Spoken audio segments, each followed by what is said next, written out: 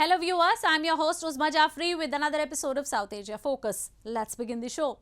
The second in-person Quad Summit provided a fresh impetus to the Indo-Pacific focused security alliance, which has been under the international media lens since the outbreak of the Russia-Ukraine armed conflict.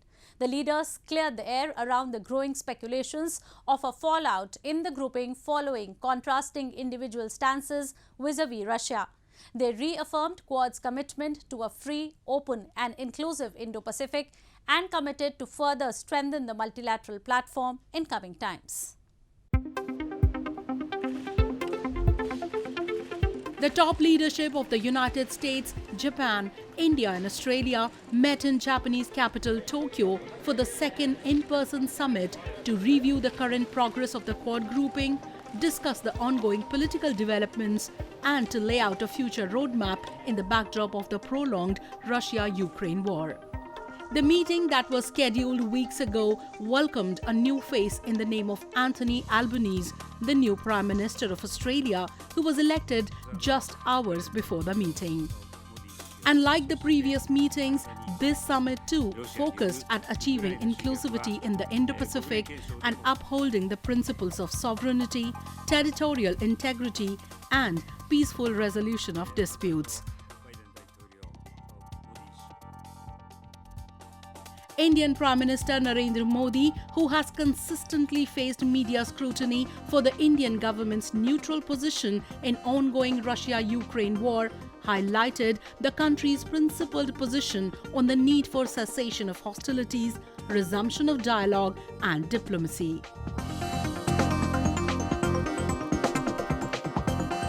Modi, apart from reiterating the grouping's commitment to a free Indo-Pacific, lauded the integrated efforts of the Quad, which he said were responsible for mitigating a number of challenges faced by the members in the recent past. Quad के स्तर पर हमारे आपसी सहयोग से एक free, open और inclusive Indo Pacific क्षेत्र को प्रोत्साहन मिल रहा है। कोविड-19 की विपरीत परिस्थितियों के बावजूद हमने vaccine delivery, climate action, supply chain resilience, disaster response और आर्थिक सहयोग जैसे कई क्षेत्रों में आपसी समन्वय बढ़ाया है। इससे इंडो पैसिफिक में शांति, समृद्धि और स्थिरता सुनिश्चित हो रही है। The leaders took stock of ongoing Quad collaboration and their vision for the future. The Quad leaders committed to working closely with partners and the region to drive public and private investment to bridge gaps. To achieve this, Quad will seek to extend more than $50 billion of infrastructure assistance and investment in the Indo-Pacific over the next 5 years. Japanese Prime Minister Fumio Kishida shared concerns over the situation in Ukraine. He underlined in his statement that it wasn't just three, but all four leaders, including Indian Prime Minister Narendra Modi, were aligned on the importance of the rule of law, sovereignty and territorial integrity. 4首脳の間でウクライナ情勢がインド太平洋地域に及ぼす影響について率直な議論を行い、インドも参加する形でウクライナでの悲惨な紛争について懸念を表明し、法の支配や主権及び領土一体性等の諸原則はいかなる地域においても守らなければならない、こうしたことを確認いたしました。The leaders welcomed the gift of 525,000 doses of Made in India vaccines by India to Thailand and Cambodia in April 2022 under the Quad Vaccine Partnership. A Quad Climate Change Action and Mitigation Package, QCHAMP, was announced to strengthen efforts towards green shipping, clean energy including green hydrogen, and climate and disaster resilient infrastructure. Several bilateral meetings were also held on the sidelines of the summit, where leaders exchanged their views at individual capacity to strengthen ties within the grouping. US President Joe Biden, in a reassuring tone, underscored that Washington wanted to deepen ties with India like never before. Mr. Prime Minister, there's so much that our countries can and will do together, and I'm committed to making U.S.-India partnership among the closest we have on earth. Quad leaders also announced the opening of applications for the Quad Fellowship Program. The fellowship program will open the doors for 100 students across the 4 Quad nations to pursue studies in the States. The opportunity can be availed by students pursuing degree in science, technology, engineering and mathematics learning. As per the observers, the meeting turned out to be productive and there is certainly a way forward for the grouping. They believe the Quad has potential to curb threats in the Indo-Pacific and resolve all forms of disputes in the region. Moving on. The United Nations has expressed concern over the deteriorating human rights situation in Taliban-ruled Afghanistan. The UN says the Taliban's increasingly repressive decrees, including the latest one that restricts women's presence at all public places without burqa, are not just the violation of the basic human rights, but are depriving them of the fundamental rights of movement. It urged the group to reverse the decisions that are anti-women and have appealed to work in the direction of public welfare.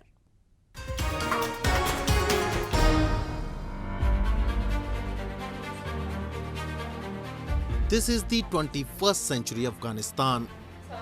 The latest decree, which in Taliban's lexicon is no less than a law, mandates women to wear a full body veil burqa in all public spaces. This comes in line with several restrictions that Taliban have imposed in the war-ravaged country, including no education for girls above 6th grade, no movement without a male company, and several others. More surprising, however, is the fact that Taliban don't even recognize that it is breaching into people's personal space and are violating their basic human rights. The brazenly put out statements of the Taliban have said time and again that they have been strictly following the rules and have given all possible liberty to its citizens. The United Nations, which took a stock of this situation, said Afghanistan was riddled with challenges, especially vis-a-vis human rights situation.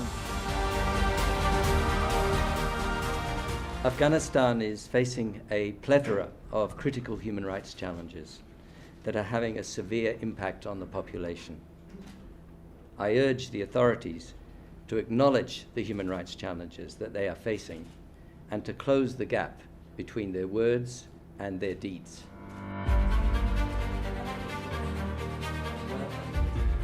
At the end of an 11-day visit to Afghanistan, Richard Bennett, the UN Special Rapporteur, told reporters the Taliban needed to immediately reverse policies that negatively impacted women's access to public space. He described concerns over severe inhibitions of women's access to education after the group made a U-turn on allowing girls to go to secondary school in March, and this month announced rules requiring women to cover their faces, to be enforced by punishing their closest male relatives. Measures such as the suspension of girls' secondary education, severe barriers to employment, no opportunities to participate in political and public life, limits on freedom of movement, association and expression, directives on Maharam, enforcing a strict form of hijab and strong advice to stay at home fit the pattern of absolute gender segregation and are aimed at making women invisible in society. However, like every single time in the past, the Taliban have denied that there was a concerning human rights situation, saying they had paid attention to the issues mentioned and were working on the issue of girls' secondary school education. Women across Afghanistan, especially in capital Kabul, have expressed their opposition, with some even taking to streets. But all their demands have suffered is a stone-hearted authority. During the peace process, the Taliban had promised that it would reform itself to provide women their rights, but all those promises have gone for a toss, with the group not in mood to retract on what it has ordered. And with a rapid decline in the women's situation, observers say that not only has Afghanistan become the most suppressive place for women, but it is turning out to be a living hell, with the group tightening noose around their neck with every rising sun. One more week into the Sri Lankan economic crisis and there is still no light appearing at the end of the tunnel. Hospitals don't have medicines, homes don't have fuel to cook food. From transportation woes to skyrocketing inflation, it appears that every single sector in the country has come to a halt. Meanwhile, Prime Minister Ranil Wickremesinghe, who has also taken charge of finance, said he will be presenting the budget in few weeks. There were several steps he talked about during his message to people, but not even one thing on the lines that could infuse even a little sense of hope for Sri Lankans.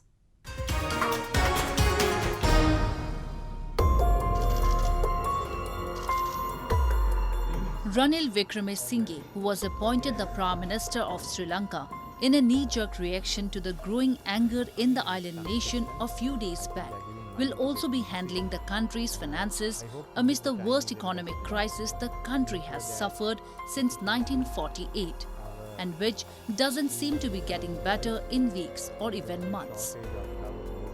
In a message to the nation this week, he said that he will present an interim budget within 6 weeks. He has hinted at slashing down on infrastructure projects and rerouting funds into a 2-year relief program. The inflation rate in the country is hovering around 40, with skyrocketing commodity prices and unprecedented deficit of fuel. Wickremesinghe said he will also be handling the future talks with the global financing body, the International Monetary Fund. Inflation can go well into the 40s. Remember, one is the price adjustments we are making. Secondly is the fact that we printed money. We have no rupee revenue, and now we have to print another trillion rupees. So you can see how inflation is will have an impact here. Observers say while the government has apprised the country about its plans, its roadmap has not infused even modicum of optimism in the citizenry. The situation of deficit and looming devastation continues to persist. Meanwhile, a severe shortage of medicines has spread all across the country, with one of its biggest cancer hospitals warning that the crunch may lead to the death of some patients who could otherwise be saved. The country's healthcare system is close to collapse.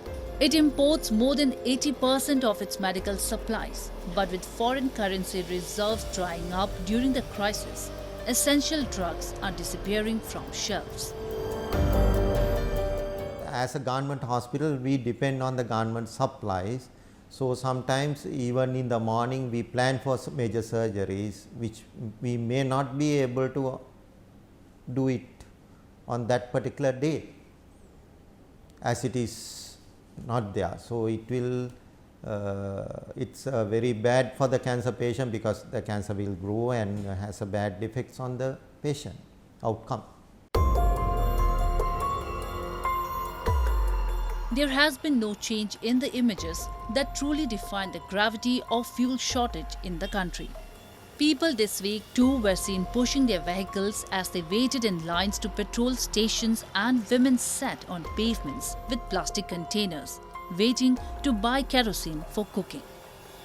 People say while sometimes it takes hours to receive a small amount of fuel, on other days even a long wait ends up in futility. So we are waiting from here to from 6 morning, from the 6 a.m. So still they are not promised to fuel is coming or not. Even they will increase the price. They are not advised to people to what we have to do. They are not providing the solution. So We are asking from the government what they give the solution for us. Meanwhile, the president of Sri Lanka, Gotabaya Rajapaksa, who is now at the center of public outreach, facing increasing demands of resignation, said that there were countries who were providing finances for the essential medicines. While expressing his gratitude for the expedited Indian support, he said that Japan too was on board to assist it with the bridging financing. The country's leadership, he said, was working to figure out a solution, and people needed to trust the process. However, the scenes emerging on the streets of Sri Lanka speak contrary, as demonstrations against the Gotabaya administration are only intensifying, with a long and loud chorus of "Go Gotabaya, Go Gotabaya." Time now for Asia This Week, the stories from across the continent.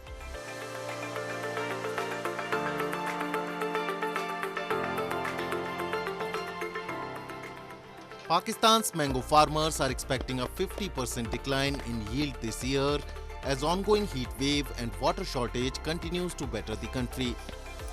Pakistan witnessed an extreme heat wave this month, with temperatures in the south crossing 50 degrees Celsius. According to the country's climate change ministry, the South Asian nation had jumped from winter to summer without experiencing a spring. Pakistan is the world's fifth largest mango producer after India, China, Thailand and Indonesia. However, the untimely spike in temperature have dented their production and led to a re-evaluation of export targets.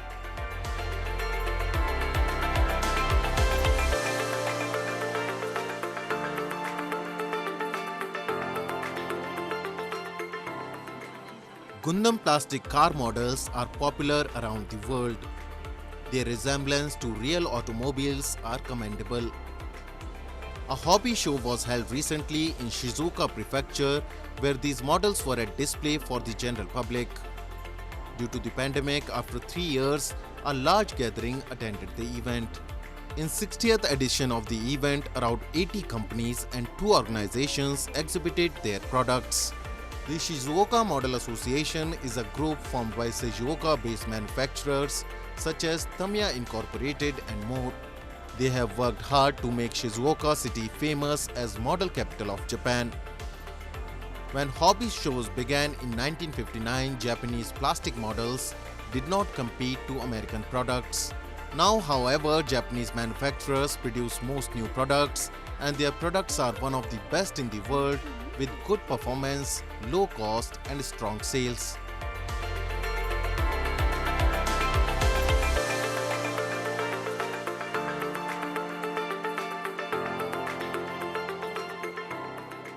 An artificial intelligence exhibition was recently organized in Tokyo, showcasing the latest advancements in technology.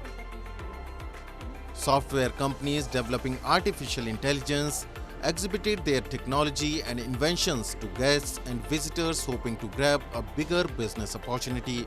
The Japanese branch of NTQ, a Vietnamese company, mainly develops AI for cinema and image processing.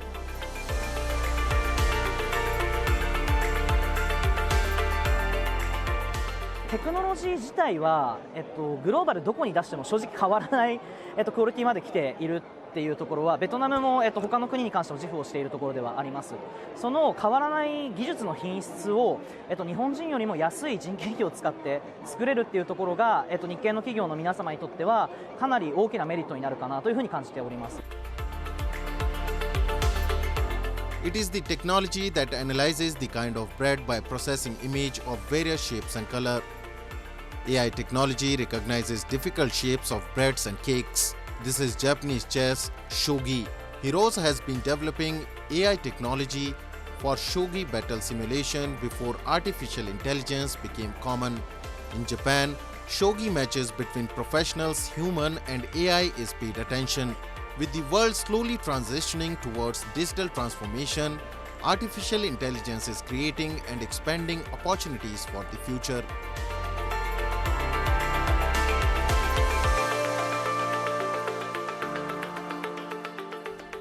Moving on.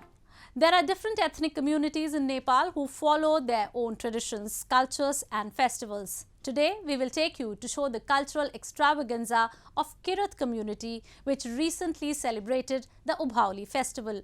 The major highlight of the celebration is Sakela dance, which is performed by community members to pay respects to their ancestors and nature.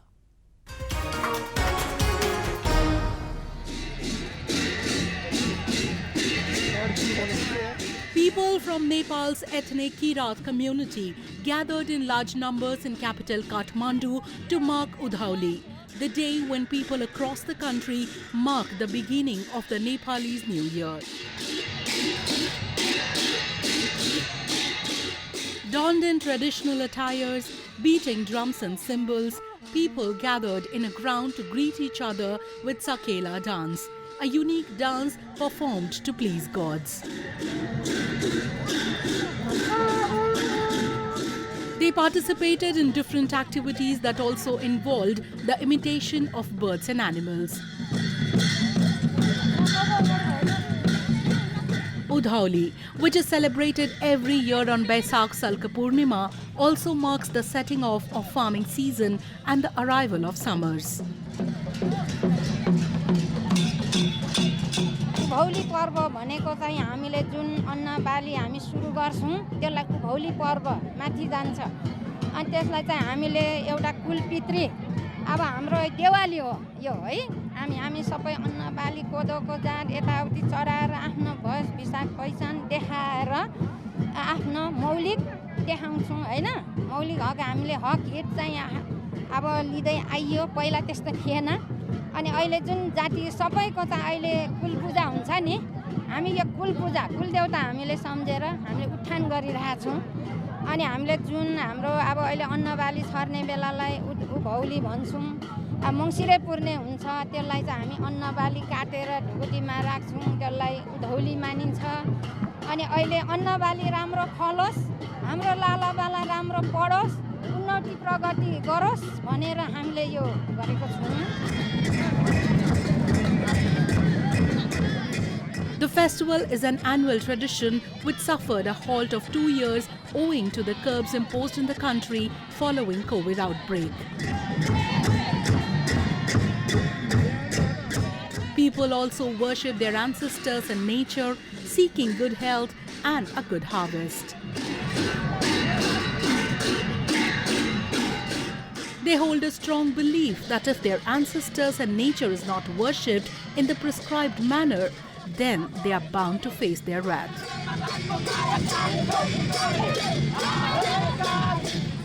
However, the most prominent feature of the festival continues to remain the Sakela dance.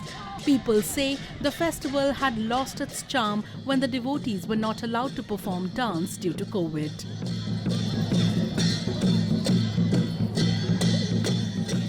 यसको चाहिँ एकदम महत्त्व छ हैन पहिलादेखि नै अब बाजे जुजूले मानिलेको अनि कति अब चाहिँ यो के रे हाम्रो राईहरुमा चाहिँ अब कति चाहिँ यो अझै लोप हुँदै गएको पहिला हाम्रो काठमाडौँमा थिएन यस्तो हामी पहाडको मान्छे हो पहाडमा पहिला थियो हामी पहिला म 2000 यहाँ 45 सालदेखितिर आउँदाखेरि यस्तो हुन यहाँ डाँट्नु पनि दिदैन थियो हामीलाई वञ्चित थियो अनि अहिले आएर हामीलाई चाहिँ एकदम अब धर्मनिरपेक्ष भएपछि हामीले यो डाँट्नु भएको छ एकदम खुसी लागिरहेछ हाम्रो जति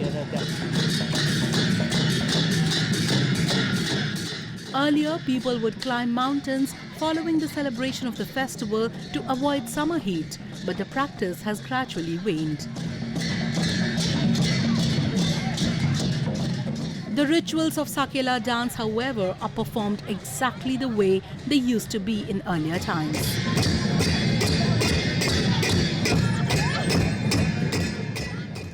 The dance style, also known as Sili, reflects different aspects of human life and human relation with nature.